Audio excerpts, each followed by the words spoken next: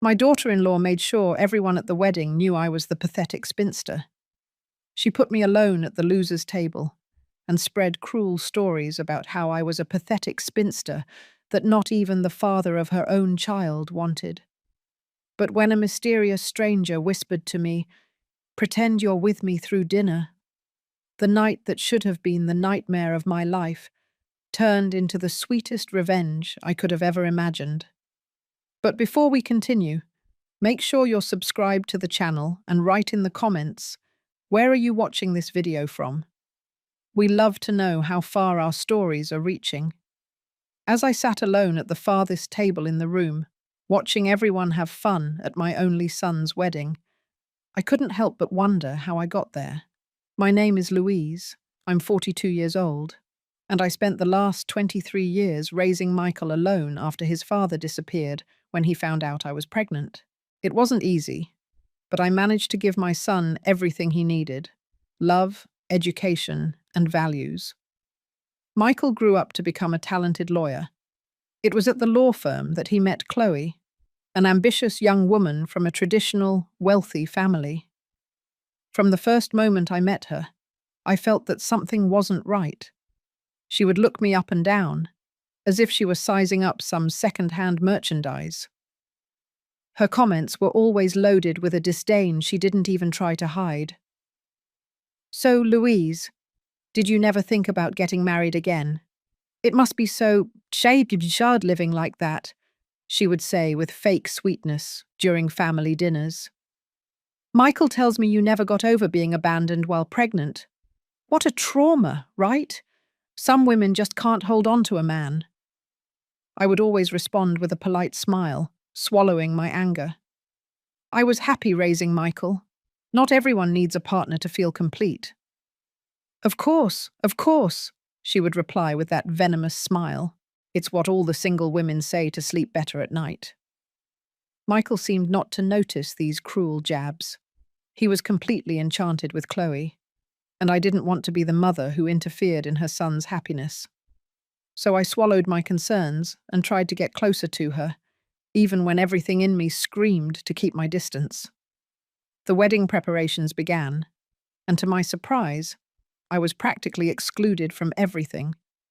Chloe and her mother, Beatrice, made all the decisions.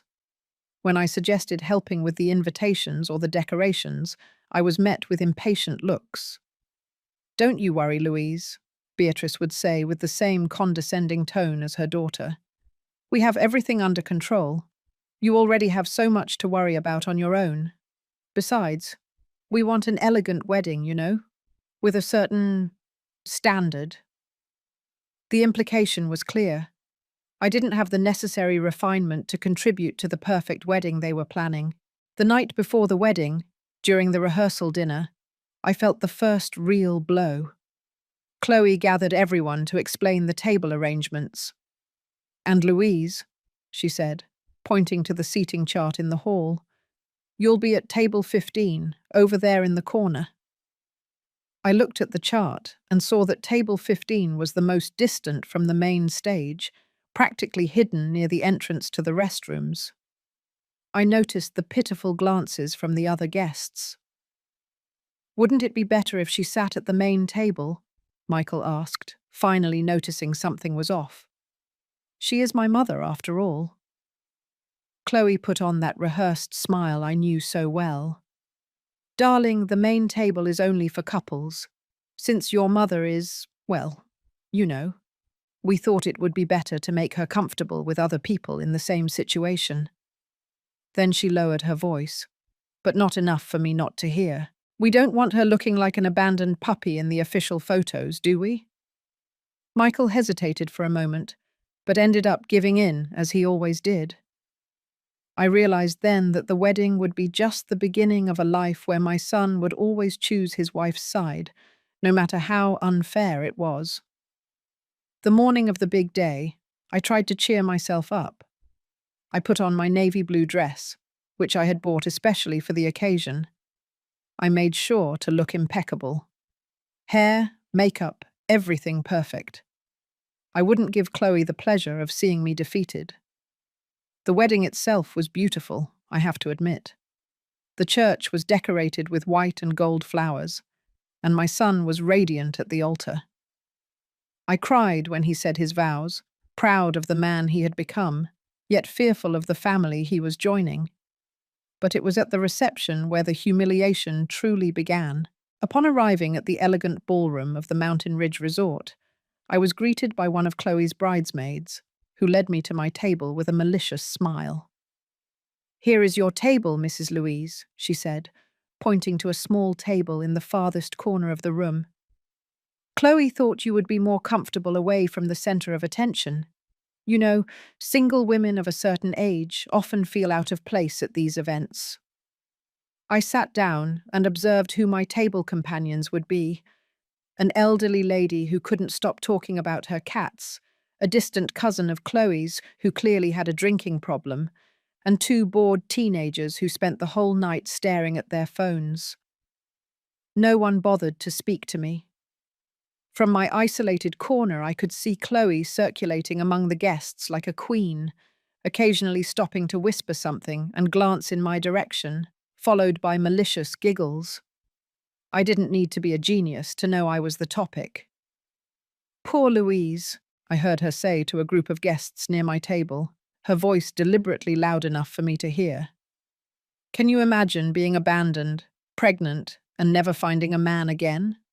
Michael practically raised himself, poor thing. She was too busy crying in corners. The peak of humiliation came when Chloe decided to make the formal introductions. She grabbed the microphone and began to introduce the important people at the party. "And of course, I can't forget to mention Michael's mother," she said, pointing to me in my isolated corner. "Louise, who raised Michael on her own, a true warrior, always focused on work and her son. Never had time to find another love, right? Or maybe no man was interested enough to take on a woman with baggage, with children, a past." The entire room turned to look at me, some with pity, others with that condescending smile I knew so well. I felt my face burn with shame as I forced a smile and waved politely. "But who knows? Maybe today is your lucky day," Chloe continued. "We have several single uncles around, although most are looking for someone, well, a little younger. No offense, Louise." Laughter echoed through the hall. I saw Michael with an uncomfortable expression, but he said nothing to defend his own mother. In that moment, something inside me broke. I had dedicated my life to my son, and now he was allowing his wife to publicly humiliate me. I was about to grab my purse and leave discreetly when I felt someone pull out the empty chair beside me. I looked up and saw a man of about 45, well dressed in a dark grey suit that highlighted his broad shoulders. He had a strong face with piercing brown eyes and a smile that seemed sincere, a rarity in that environment. "Pretend you're with me," he whispered, sitting down beside me naturally. I was speechless for a moment, looking at him in confusion. "I saw what just happened," he continued, his voice low and warm. "No one deserves to be treated like that, especially not the groom's mother." "You don't even know me," I replied, still wary. He smiled, a smile that reached his eyes.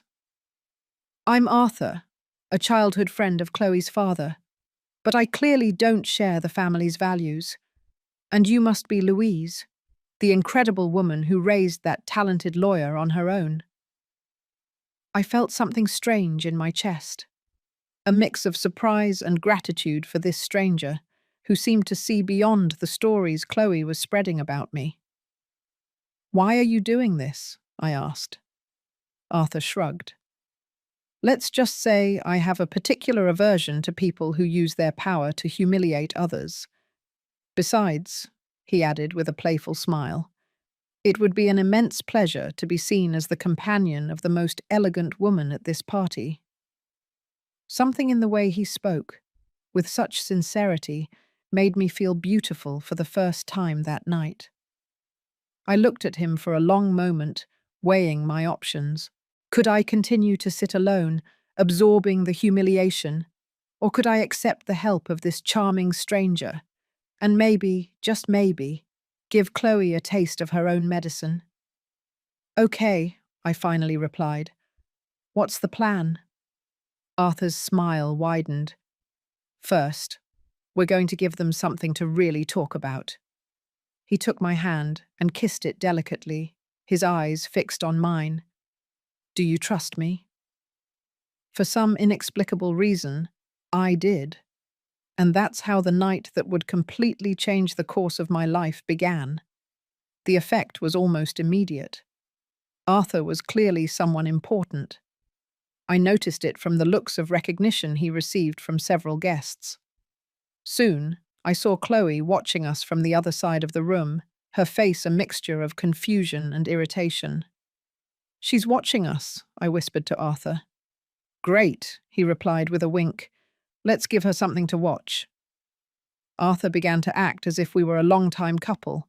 He poured me champagne, leaned in to listen to what I was saying, and laughed at my jokes with genuine interest.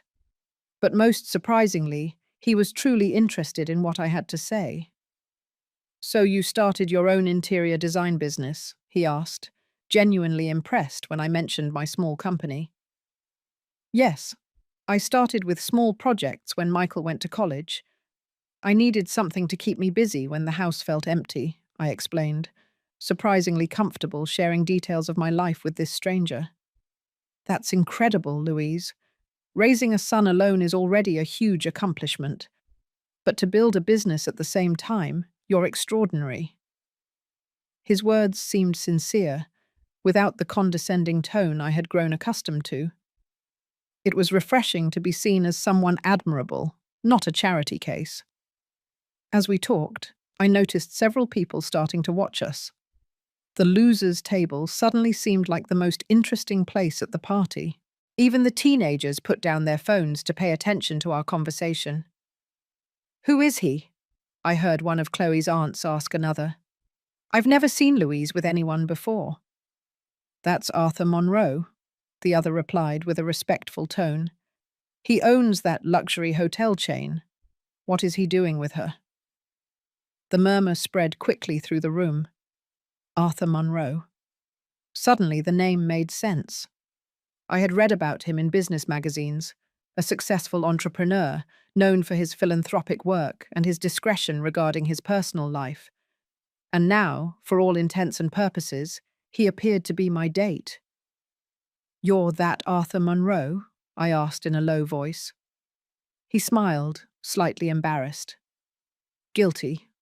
But that doesn't matter right now. What matters is that Chloe looks like she's about to choke on her glass of champagne. I glanced in her direction and saw that Chloe did indeed look stunned. She was whispering frantically to her mother as they both stared our way. Michael, beside her, looked equally confused. The expression on Chloe's face, that mix of shock, anger, and yes, envy, was like a balm to my wounded pride. It didn't take long for Chloe to decide to intervene. She came over to our table with that artificial smile I knew so well. Louise, I didn't know you knew Arthur, she said, her voice strangely high-pitched. What a pleasant surprise. You never mentioned having such an illustrious friend. Arthur stood up politely but kept a hand lightly on my back in a protective gesture that surprised me. Chloe, congratulations on the wedding. Everything is beautiful, he replied cordially, but there was a subtle coldness in his eyes. Thank you. But I'm curious. How do you two know each other? Louise never mentioned, well, anyone in her life, she said, looking at me with a smile that didn't reach her eyes. We always assumed she was, too lonely to have a social life. Before I could respond, Arthur spoke. Some of life's best stories are the ones we keep to ourselves. Don't you agree? Not every relationship needs to be publicly displayed to have value. The elegant but pointed comment silenced Chloe for a moment. She blinked, clearly not used to being contradicted, especially at her own wedding. Of course, she replied, recovering. Well, I hope you're enjoying the party, even in this corner. Unfortunately, we had to arrange the tables by status and… She trailed off. Well, you understand. By status? Arthur asked with false innocence. Then it's interesting you placed Louise here. Considering her intelligence, elegance, and the brilliant son she raised alone, I would say her status is quite high. Unless, of course, you're measuring people by more superficial criteria. Chloe's face turned red. I didn't mean… it was just a matter of logistics. Actually, Arthur said with a charming smile, we were just thinking of dancing. The music is excellent. By the way, who is your decorator? Louise has done fantastic work with her interior design projects. Maybe you should hire her for your new house. He held out his hand to me, and without hesitation, I took it. As we walked towards the dance floor, I could feel Chloe's furious gaze on my back, and I savoured every second of that small victory. She's furious, I commented, trying to suppress a smile. That's just the beginning, Arthur replied, leading me to the centre of the floor. Do you know how to dance? It's been so long I don't even remember, I confessed, suddenly nervous. Don't worry, just follow my lead. And I did. Arthur was an excellent dancer, and soon we were gliding across the floor as if we'd been dancing together for years. The band was playing a slow song, and his arms around my waist made me feel protected and valued. Everyone is watching, I whispered, feeling simultaneously exposed and powerful. Let them watch, he replied. They're seeing what they should have seen all along. An extraordinary woman who deserves to be celebrated, not hidden. As we danced, I saw the official wedding photographer approaching, clearly interested in the mysterious couple now commanding the dance floor. Do you mind? He asked, raising his camera. Not at all, Arthur replied, pulling me closer. After all, these moments deserve to be immortalized, don't they, my dear? I smiled at the camera, knowing those photos would be in Michael and Chloe's official wedding album forever. A permanent record of the night the pathetic spinster stole the show with one of the most sought-after men in the room. The music ended, but Arthur didn't let go of my hand. Instead, he led me back to the table, now strategically positioning himself so we could be seen by everyone. He ordered champagne for us and began asking me questions about my life, my dreams, my interests, questions no one had bothered to ask in a very long time. Throughout the night, I noticed a shift in people's attitudes. The same guests who had previously looked at me with pity now seemed curious, even envious. Chloe's aunts, who had treated me with condescension before, now tried to get closer to find out more about my relationship with Arthur. How long have you known each other? One of them asked, barely concealing her curiosity. Long enough, Arthur replied enigmatically, winking at me. And why have we never heard of you before, Arthur? Another asked, her tone suggesting she doubted the authenticity of our relationship. Not everyone has to announce every aspect of their lives, he replied smoothly.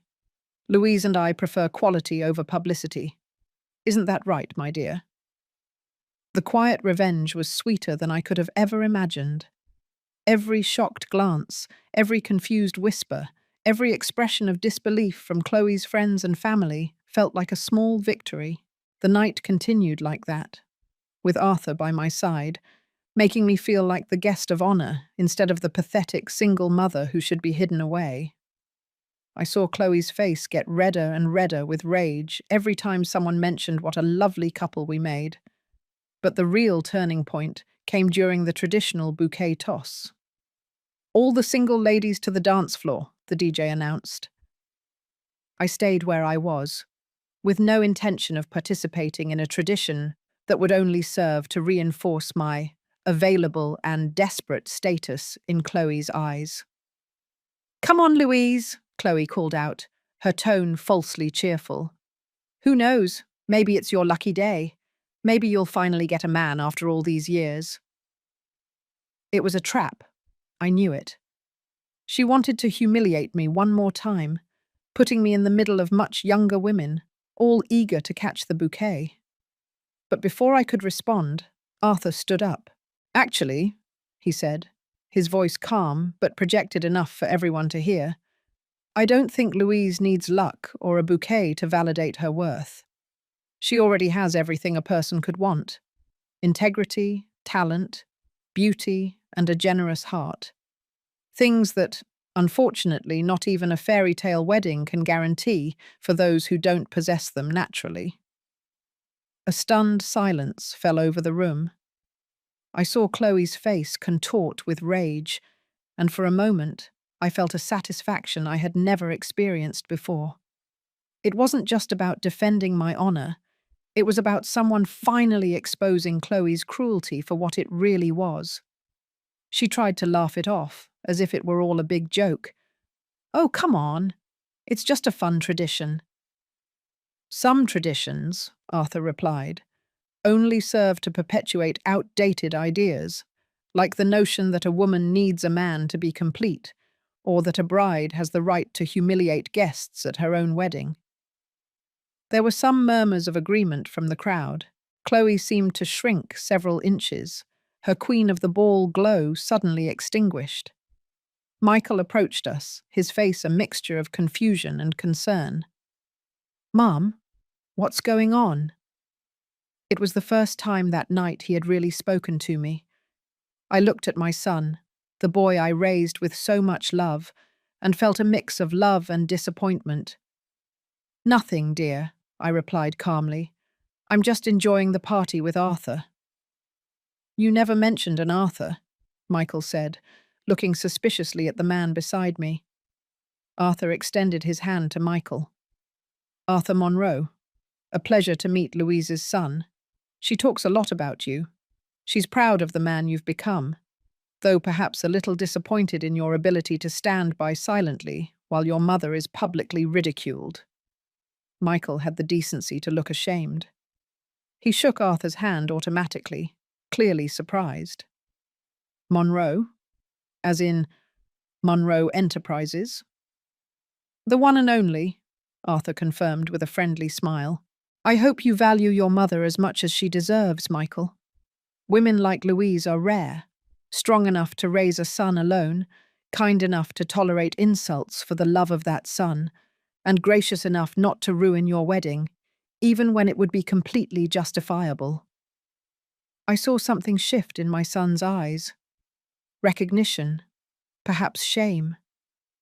He looked at me, then at Arthur, and then at Chloe, who was now by his side, trying to smile as if nothing was wrong. Mum, we should talk later, he finally said. Of course, son, I replied with a serene smile. Enjoy your day. It's your celebration. As Michael walked away, leading a visibly shaken Chloe, Arthur turned to me. Did I go too far? He asked, genuinely concerned.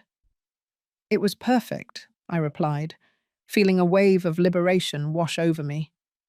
It was as if, after years of making myself small so as not to bother anyone, I finally had permission to take up space. You always had that right, he said, and there was something in his eyes that made me believe he really meant it. You just needed someone to remind you. The night wore on, and Arthur remained by my side as if it were the place he was always meant to be. We danced 2 more times, chatted with other guests who suddenly seemed very interested in getting to know me, and even shared some stories from our own lives with each other. I learned that Arthur had been divorced for 5 years, had no children, and dedicated much of his free time to a foundation that helped single mothers get on their feet financially. I told him more about my journey raising Michael, the challenges and the joys, and how I had built my design business from scratch. You are truly remarkable, Louise, he said at one point, as we sat in a quieter corner of the room. Most people would have broken under the pressure you faced, but you flourished. His words warmed me from the inside out. Not because I needed validation, but because he seemed to genuinely see my strength, not just my circumstances. The party began to wind down around midnight. Chloe and Michael were getting ready to leave for their honeymoon, and guests were lining up to say their goodbyes. Arthur and I stayed back, watching the scene. "I think we did it," he commented, a slight smile playing on his lips. "Did what?" I asked, though I already knew the answer. "Changed the narrative. You're no longer the poor single mother. Now you're the mysterious woman with the charming entrepreneur. And your daughter-in-law learned a valuable lesson about public humiliation." I laughed at the description. "I don't know if that's better or worse." "It's different," he replied. "And sometimes, different is all we need to break people's expectations and their sense of entitlement over our lives." I looked at him, really looked at him, and saw not just the handsome, successful man who had come to my rescue, but someone who seemed genuinely kind. Someone who had chosen to spend his evening defending a stranger simply because it was the right thing to do. "Why did you do it?" I asked again, needing to understand. "Why did you care what was happening to me?" Arthur thought for a moment before answering. "My mother was also a single mother. She faced the same kind of prejudice, the same petty assumptions. When I saw what they were doing to you, I just couldn't stand by. And to be completely honest, there was something about you from the moment I walked into this room that caught my attention. A quiet dignity, even when they were trying to take it from you. There was a story there, a pain perhaps, but now was not the time to explore it. Instead, I reached out my hand and lightly touched his. "Thank you," I said simply. "You turned what could have been one of the worst nights of my life into something special. And you gave me the sweet satisfaction of seeing Chloe's face when she realized her plan to humiliate me had spectacularly backfired." He turned his hand so our palms met, his fingers lightly intertwining with mine. "The night doesn't have to end here, you know." I felt a blush creep up my neck, something that hadn't happened in years. "What are you suggesting?" "Nothing inappropriate," he replied quickly. "Just there's a nice coffee shop near here that stays open late. We could continue our conversation without all this." He gestured around at the wedding spectacle. "Social pressure." The proposal was tempting. Part of me wanted to say yes immediately to prolong this unexpectedly pleasant evening. But another part, the cautious part that had been hurt before, hesitated. "What if this is just part of the show?" I asked, giving voice to my fears. "The perfect revenge against the terrible daughter-in-law. But then we go back to our separate lives." Arthur looked me straight in the eye. "Louise, the show ended the moment the last person stopped paying attention to us. This is just you and me now, two people who might enjoy each other's company a little longer. No pretense, no agenda, just possibility." There was something so genuine in his words, in his eyes, that I felt my defenses start to crumble. After years of putting everyone's needs before my own, maybe it was time to allow myself this small indulgence. "Okay," I decided. "Let's go get that coffee." The smile that lit up Arthur's face made my heart skip a beat in a way it hadn't in decades. We got our coats and headed discreetly for the exit, while everyone's attention was still focused on the newlyweds. On our way out, we passed by Chloe and Michael. Chloe shot me a look that was a mixture of rage and confusion. It seemed her perfect world had been turned upside down, and she didn't know how to process the fact that the pathetic mother-in-law she had so despised was leaving the wedding on the arm of one of the richest and most respected men in the city. "Leaving already?" she asked, trying to maintain her composure. "The party has just begun." "For us, it began hours ago," Arthur replied with a polite smile. "And now we have other plans." Michael looked at me with an expression I couldn't quite decipher. There was confusion, yes, but also something like admiration. "Mom," he said, his voice low. I, uh, we need to talk when I get back from the honeymoon." "Of course, son," I replied, giving him a quick hug. "Enjoy your trip. We'll talk when you get back." Chloe couldn't resist one last jab. "What a surprise, Louise. You and Arthur Monroe. Who would have thought? It must be recent, right? Or have you been hiding him all this time?" Her tone implied that our relationship was clearly fabricated, a pathetic attempt to seem less lonely. It was my turn to smile with confidence. "Some people prefer to display every aspect of their lives for external validation, Chloe. Others understand the value of discretion." I paused deliberately before adding, "That's something you might learn someday. After all, a marriage is much more than just one big event, isn't it?" Her eyes widened at the unexpected response, and for a moment, the perfectly composed Chloe seemed speechless. "Congratulations again on the wedding," I finished. My tone was perfectly friendly, though my eyes conveyed a different message. It was exactly what I expected. As we walked away, I heard Arthur whisper, "That was brilliant." "I learned from the best," I replied, feeling lighter than I had in years. We stepped out into the cool night, and as we walked toward Arthur's car, I noticed I was smiling. It wasn't just the satisfaction of revenge, though that was certainly part of it. It was the feeling of having finally reclaimed my dignity, of having refused to be belittled, of having shown Chloe, Michael, but most importantly myself, that my worth didn't depend on being with someone, but that I deserved someone who truly valued me. The late-night coffee shop was exactly as Arthur had described it, cozy, discreet, and with an atmosphere that invited conversation. We sat at a corner table, away from the few other people still there at that hour. "What will you have?" Arthur asked.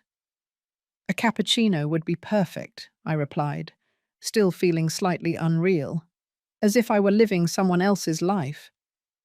While he placed the order, I took the opportunity to observe him more closely. Under the soft light of the cafe, I could notice details that had been lost in the dramatic lighting of the ballroom.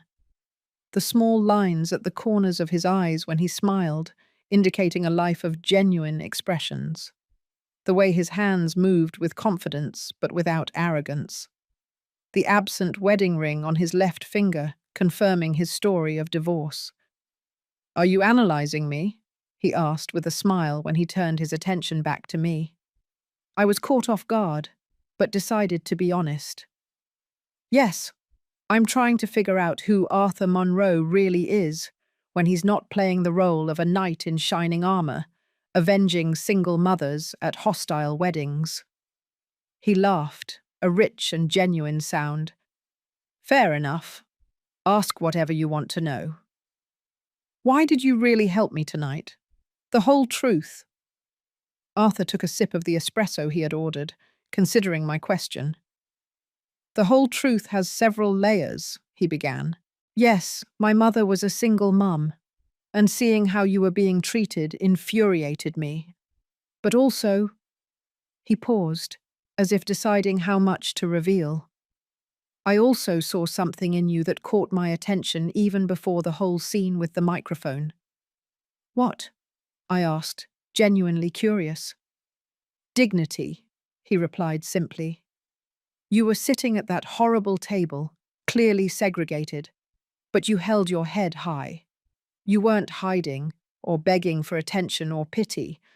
There was a quiet strength in you that, well, that fascinated me." His words took me by surprise. For so long I had seen myself through the lens others used to judge me. The single mother, the woman who couldn't keep a man, the poor thing who sacrificed her personal life for her son. I had never considered that someone could look at me and see strength, let alone dignity. I didn't feel very dignified, I confessed. I felt humiliated and invisible, and to be honest, Part of me was relishing the small revenge of seeing Chloe's face when you showed up. After all the cruel things she said, it was satisfying. That says more about them than it does about you, Arthur replied, his eyes meeting mine with intensity. Some people can only feel important by diminishing others. Your daughter-in-law seems to be one of those people. And as for revenge, he shrugged with a slight smile. Sometimes a small dose is exactly the remedy we need, especially when it's achieved simply by showing your true worth. Chloe, I sighed, thinking of the young woman my son had chosen to share his life with. She really seemed to enjoy making me feel inferior. From day one, it was as if she needed to put me in a little box labeled failure to feel secure. Insecure people often attack what they secretly admire or fear, Arthur observed. Perhaps your independence, your strength as a single mother, is something she secretly envies or fears she doesn't possess. I had never thought of it that way. Do you think she's afraid of not being a good mother someday? Or maybe she's afraid that if she ever faced adversity like you did, she wouldn't have your strength to overcome it. People who grew up with everything handed to them often fear their own fragility. There was an insight in his observations that made me look at him with renewed interest. You seem to understand a lot about human nature. In my line of work, you learn to read people, he replied with a small smile. And in life, you learn to recognize patterns, especially after making your own mistakes. Our coffees arrived, bringing a natural pause to the conversation. I took the moment to reflect on how strange this situation was. Sitting in a coffee shop after midnight with a man I barely knew, yet who somehow seemed to understand parts of me that I myself had forgotten. And you? I finally asked. What's your story? The divorce, the foundation for single mothers? It sounds like there's a lot more to it. Arthur nodded, slowly turning the cup between his hands. My mother raised me alone after my father decided a family was too limiting for his dreams of being a musician. She worked 3 different jobs to keep me in school. She never complained, never showed how hard it was, but I saw it. His eyes softened with the memory. She passed away 7 years ago. Cancer. One of my biggest regrets is that she didn't live to see the success of the hotels. Everything I did was for her, to prove her sacrifice was worth it. I'm sure she knew, I said softly. He smiled, a melancholic smile. As for the divorce, I married young, to someone very much like your daughter-in-law, in fact, obsessed with status, appearances, the perfect package to show off to others. It took me a while to realize there was no substance behind the facade. What happened? She cheated on me with one of my partners. Classic, isn't it? He laughed, but without humor. The interesting thing is, it wasn't the infidelity that ended the marriage. It was the realization that we had never really known each other. We had lived like actors in a play about the perfect couple, always worried about what others would think, never truly being authentic with each other.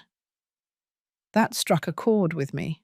How many times had I felt like that at my parents' house, at school meetings, teachings, at social events, like an actress playing the part of the brave single mother, as if my life were a performance for others, never truly seen or understood in its complexity.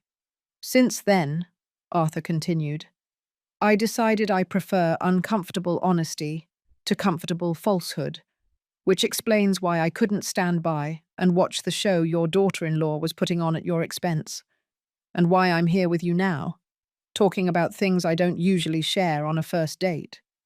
He paused, his eyes meeting mine. If this is a date, of course. I felt a warmth spread across my face.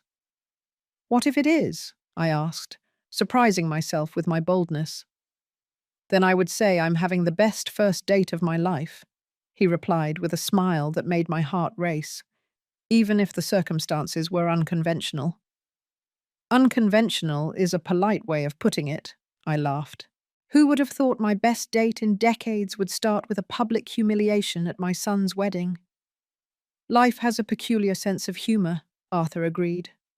Sometimes our lowest moments lead us to our highest destinies. There was a depth in his words that resonated within me. We make a good pair, don't we? Both disappointed by the expectations of others, both searching for something more authentic. Maybe that's what brought us to this coffee shop today, he replied, his eyes meeting mine. The mutual recognition of souls searching for the same thing, authenticity in a world of appearances. There was something so sincere, so devoid of pretense in his manner, that I felt comfortable in a way I hadn't experienced in years, without the need to keep up appearances or prove myself. "How's your design business going?" he asked, gently shifting to lighter territory. I brightened at the question. My work was a genuine source of pride. It's growing, actually. I started by doing small projects for friends, but now I have a regular clientele, and even hired an assistant recently. What's your design style? Let me guess. Something that combines functionality with warmth? Spaces that feel like they embrace people? I looked at him, surprised. How did you know? Arthur smiled. Just a hunch based on what I've learned about you tonight. You value substance over appearance, comfort over ostentation. I imagine that's reflected in your work. That's exactly it, I admitted, impressed by his perception. I believe spaces should serve the people who inhabit them, not the other way around. Many of my clients are young families and busy professionals who want a home, not just a magazine spread. That sounds a lot like the values we try to implement in our hotels, Arthur commented. We want guests to feel like they've found a second home, not just a pretty place to take photos for Instagram. The conversation flowed naturally from there, covering our work philosophies, favorite books, movies we loved and hated, and places we dreamed of visiting. There was none of the tension or expectation that usually accompanies a first date, perhaps because it technically wasn't a date, or perhaps because we had begun our connection in such an unusual way that the usual social conventions no longer seemed to apply. I didn't even notice how much time had passed until the owner of the coffee shop politely approached to inform us they were closing. "Wow," I said, checking my watch. "It's almost 3 in the morning. I haven't stayed up this late since Michael was in college." Arthur also seemed surprised by the time. Time really does fly when you're... He paused, as if choosing his words carefully. "With someone who makes you forget to look at the clock." We left the coffee shop and stopped on the sidewalk. That awkward moment of indecision that follows a pleasant end to an evening. The air was cool, and I instinctively adjusted my shawl around my shoulders. "Can I take you home?" Arthur offered. "My car is parked near the hotel." I hesitated. On one hand, it was late, and a ride would be welcome. On the other, accepting his ride seemed to cross another line, transforming our interaction from a charade into something potentially real. But after a night of rediscovering my own courage, I decided I deserved to see where this could lead. "That would be very kind," I finally replied. We walked back to the hotel in a comfortable silence. The parking lot was nearly empty now, most of the guests had already left. The only sound was the click of my heels on the pavement and the distant noise of the cleaning crew dismantling the decorations inside the ballroom. "Here we are," Arthur said, stopping beside a sleek black sedan. He opened the passenger door for me, an old-fashioned gesture that made me smile. The car's interior was luxurious without being ostentatious, exactly as I would have expected. During the drive to my house, we talked quietly about the city, the route he was taking, the changes in the neighborhood where I lived. It was casual conversation, but there was an underlying tension, an unasked question hanging between us. What happens now? When Arthur parked in front of my small townhouse, I felt a pang of sadness. The magical night was coming to an end, and normal reality was about to resume its place. "Here we are," he said, turning off the engine, but making no move to get out of the car. "Thank you," I said. "And well, for everything tonight." "It was my pleasure," he said, and I could hear the sincerity in his voice. More than I expected, actually. We sat in silence for a moment, the air inside the car charged with unspoken possibilities. "Louise," Arthur began, turning slightly to face me in the darkness of the car, "I would like to see you again, not as part of a performance or revenge, but just as ourselves." My heart sped up. After so many years dedicated exclusively to Michael and my work, the idea of letting someone into my life was both exciting and terrifying. "I'd like that," I replied before fear could stop me. The smile that lit up his face was visible even in the dim light. "How about dinner? Tomorrow night?" "Tomorrow? Why wait?" he asked simply. Why wait indeed? After 2 decades of postponing my own happiness, putting everything and everyone before my needs, why should I wait another day?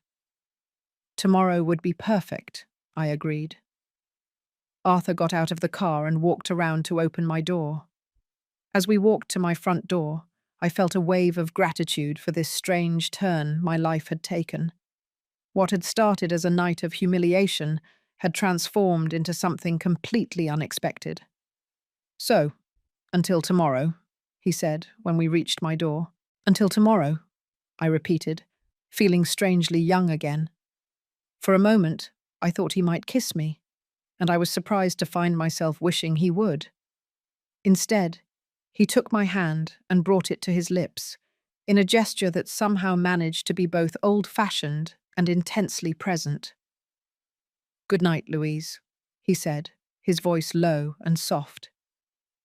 "Good night, Arthur," I replied, stepping inside with a smile I couldn't contain. As I closed the door and watched from the window as Arthur returned to his car, I realized that for the first time in a long time, I was looking forward to tomorrow. Not for Michael's sake, or for work's sake, but for my own sake. It was an almost forgotten and infinitely precious feeling. I woke up the next morning with the strange feeling that I had dreamed it all. The humiliation at the wedding, Arthur's arrival, our late-night conversation at the coffee shop, the look of shock on Chloe's face as we left together. It seemed too surreal to have actually happened. But then my phone buzzed. It was a text from a number I didn't recognize. "Good morning. Just confirming our dinner tonight. I'll pick you up at 7. Can't wait to continue our conversation without a hostile wedding as a backdrop. Arthur." I smiled at the screen, feeling a warmth spread through my chest. It hadn't been a dream after all, and the sweet revenge against Chloe was just the beginning of something that promised to be much more meaningful. Our dinner that night was the first of many. Arthur was everything I could have ever wished for in a partner. Attentive without being smothering, strong without being domineering, successful without being arrogant. And most importantly, he saw me, really saw me. Not as the poor single mother, but as a whole woman, with her own dreams, desires, and talents. Michael and Chloe returned from their honeymoon 2 weeks after the wedding. To my surprise, my son called me the day after they got back, asking to visit me alone. When he arrived, he seemed nervous, almost ashamed, an expression I hadn't seen on his face since he was a teenager and had broken my favorite vase playing ball in the house. "Mum," he began, sitting on my living room sofa, "I need to apologize to you." "For what?" I asked, although I had a good idea. Michael ran a hand through his hair, a gesture he'd made since childhood when he was uncomfortable. "For the wedding, for the way Chloe treated you, and how I did nothing about it." It wasn't right. I felt my heart swell with love for my son.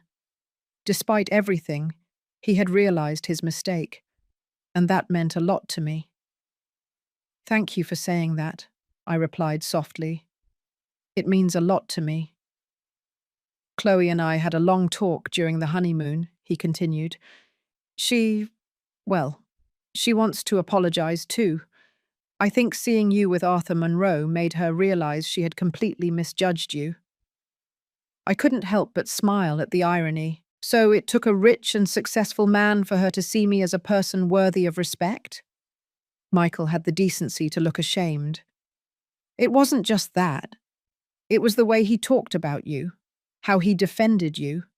It made us realize how unfair we had been, how unfair I had been.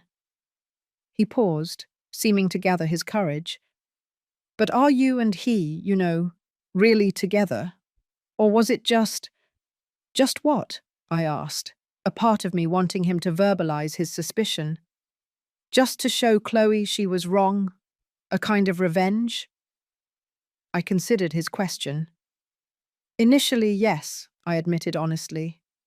When Arthur came over and suggested we pretend to be together, I saw a chance to reclaim some of the dignity Chloe had tried to strip from me. And yes, seeing her expression when she realized her pathetic mother-in-law was accompanied by someone like Arthur was satisfying. Michael nodded slowly, processing my honesty. But what started as a pretense quickly turned into something real, I continued. Arthur and I discovered we have a lot in common. We're getting to know each other, and it's good. Very good, in fact. My son's face lit up with a genuine smile. That's great, Mum. You deserve someone special in your life. After everything you did for me, everything you sacrificed. It wasn't a sacrifice, Michael, I interrupted gently. It was a choice, one I would make again without hesitation. In that moment, I realized something fundamental had shifted in the dynamic between my son and me.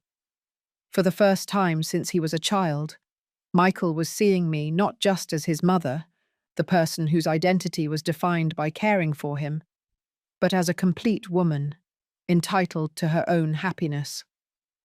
Chloe would like to invite you to dinner, he added, seeming slightly apprehensive, to apologize properly. I considered the offer. Part of me wanted to refuse, to keep my distance from someone who had treated me with such contempt, but another part, the part that had raised Michael to be compassionate and forgiving, knew that holding a grudge would only poison our future relationship. Tell her I accept the invitation, I finally replied, but Arthur will be coming with me. Michael smiled, looking relieved. Of course. In fact, I think she's counting on it. She wants to meet him properly. I bet she does, I replied with a small, ironic smile. The same Chloe who told me that women of a certain age should accept their loneliness with dignity now wants to get to know my boyfriend better. Michael had the decency to look embarrassed. She said that? Oh my God, Mum. I'm so sorry. I didn't know it was that bad. There was a lot you didn't see, Michael. But that's in the past now. After Michael left, I reflected on how life could change so quickly. In just a few weeks, I had gone from a single mother relegated to the shadows to a woman in a flourishing relationship with newfound respect from those around her. And it all began with an act of petty revenge that transformed into something much larger and more meaningful. The dinner with Michael and Chloe was less awkward than I had feared. Chloe was visibly nervous, lacking her usual arrogant confidence. Arthur kept a protective arm around my waist throughout the night, a silent reminder that I was no longer alone. Louise, Chloe said at one point, when the men were busy discussing a bottle of wine. I am truly sorry about the wedding. My behavior was unforgivable. I looked at her, trying to see beyond the polished surface. Why did you do it, Chloe? Why so much cruelty? What did I ever do to you? She looked away, seeming genuinely ashamed. Nothing. You never did anything but treat me with kindness. She hesitated, as if struggling to find the words. I think I always had this image of the perfect marriage, the perfect family. And you, I didn't fit into that picture, I finished for her. The single mother, the constant reminder that not all stories follow the traditional script. Something to be hidden in a corner, out of everyone's sight. Chloe nodded, her eyes meeting mine with what seemed to be real sincerity. It was horrible of me.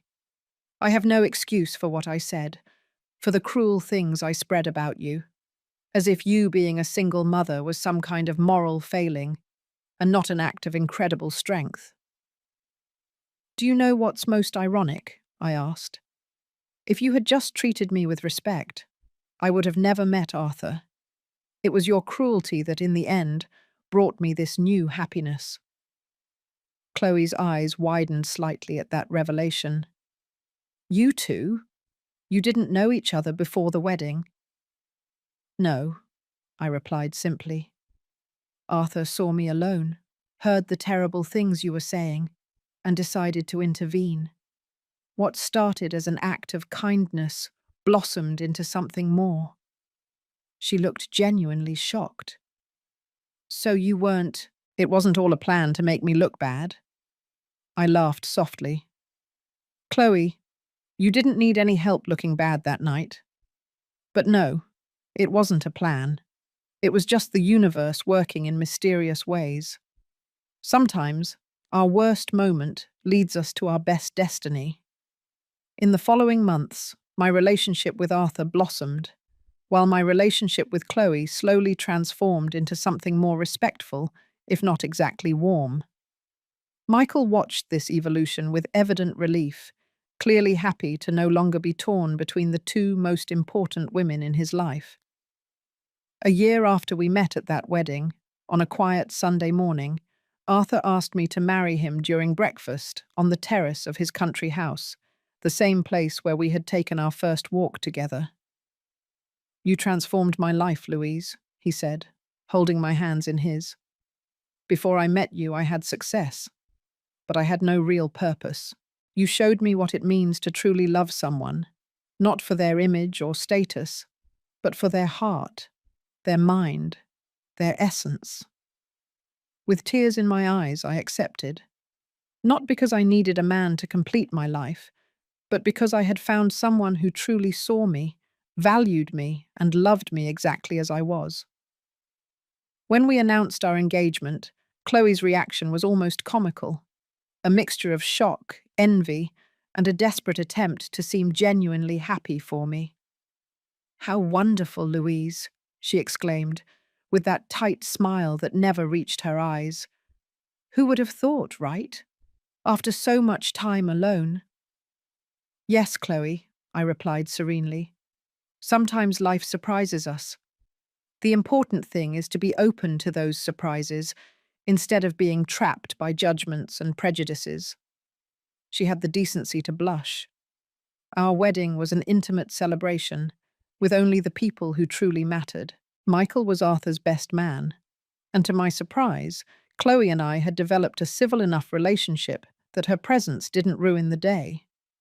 During the reception, as we danced our first dance as husband and wife, Arthur leaned in and whispered in my ear, "Do you remember that first night, when I asked you to pretend you were with me?"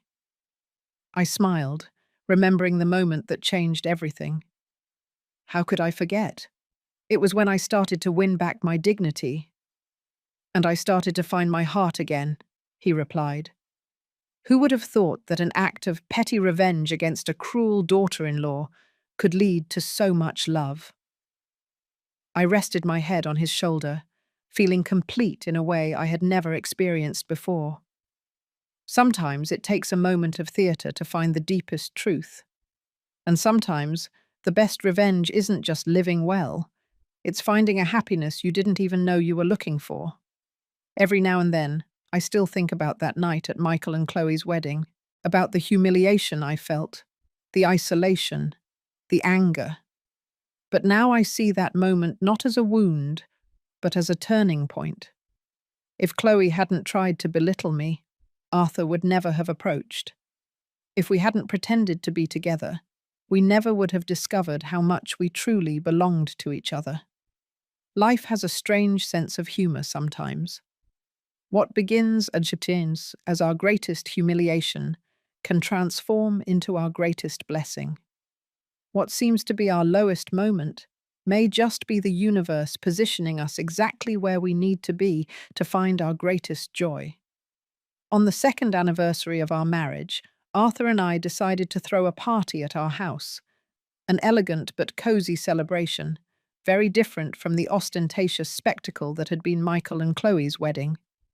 As I looked around our living room filled with friends and family, I noticed Chloe sitting alone in a corner for a moment. Michael had gone to get them drinks, and she seemed strangely vulnerable without his presence. There was something in her gaze, a mix of admiration and perhaps a bit of regret, as she watched me interact with our guests. I decided to approach her, carrying 2 glasses of champagne. "A toast?" I offered, extending a glass. Chloe seemed surprised but accepted the drink. "What are we toasting to?" "To new beginnings," I replied, "and to lessons learned." She nodded, a genuine smile replacing her usual carefully composed expression. Lessons learned, for sure. There was a moment of comfortable silence between us, something that would have been unthinkable 2 years prior. "You know," Chloe said finally, "I used to think I knew exactly how life was supposed to be. Perfect marriage, perfect family, perfect house, all following a specific script." She paused, taking a sip of champagne. "But watching you and Arthur, the way you found each other, how you built something so real from the most unlikely circumstances, it made me question a lot of what I believed." "Life rarely follows the script we imagine," I replied. "And it's a good thing it doesn't," she concluded, surprising me with her sincerity. "You and Arthur have something that Michael and I are still trying to build, something authentic, not just for show." It was a surprising confession coming from Chloe, and I realized that perhaps she was finally maturing, shedding some of the toxic attitudes that had led her to treat me so cruelly. "Authenticity takes time," I said gently, "and it starts when we stop worrying about what others think and start focusing on what really matters." Just then, Michael joined us, looking slightly apprehensive to find us talking so intimately. "Is everything okay here?" he asked, handing a glass to Chloe. "Everything's great," I replied with a genuine smile, "just sharing some thoughts on life and its unexpected paths." Michael looked from me to Chloe, a smile of relief spreading across his face. "I never thought I'd see the day when you two would be chatting amicably at a party." "Life is full of surprises," I replied, seeing Arthur approaching from across the room. "Some of them are true blessings in disguise." Arthur reached my side, putting a loving arm around my waist. Even after 2 years, his touch still sent that same electric current down my spine. "What are we talking about?" he asked. "About how life sometimes takes us on the most unlikely paths to give us exactly what we need," I replied. He smiled, that same smile that had captivated me on that first night. Like when a cruel daughter-in-law inadvertently introduces her mother-in-law to the love of her life.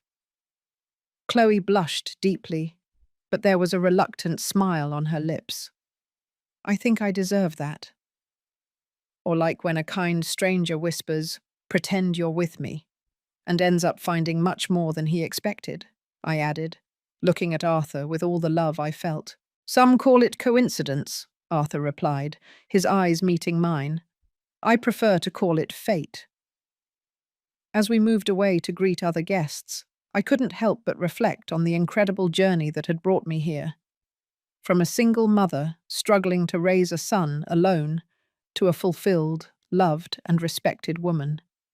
From a victim of humiliation to the protagonist of my own story.